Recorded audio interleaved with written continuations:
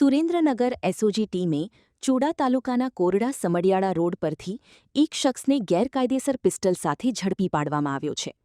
પોલીસે હથિયાર સપ્લાય કરનાર અન્ય એક આરોપી સામે પણ ગુનો નોંધી વધુ તપાસ શરૂ કરી છે.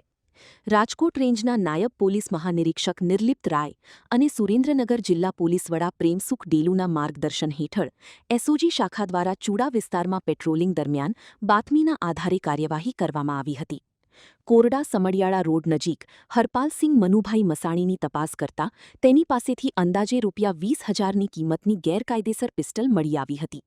પૂછપરછ દરમિયાન આરોપીએ આ પિસ્ટલ જયરાજસિંહ દીપાભાઈ મોરી પાસેથી મેળવ્યાનું કબૂલ્યું હતું. જેના આધારે બંને આરોપીઓ સામે ચોડા પોલીસ સ્ટેશનમાં આર્મ્સ એક્ટ હેઠળ ગુનો નોંધવામાં આવ્યો છે. પોલીસે પિસ્ટલ કબજે કરીને આરોપીઓ સામે કાયદેસરની કાર્યવાહી હાથ ધરી છે. બ્યુરો રિપોર્ટ દિનેશ ગાંભાવા સાથે ઋતુલકુમાર ધામીચા, સુરેન્દ્રનગર.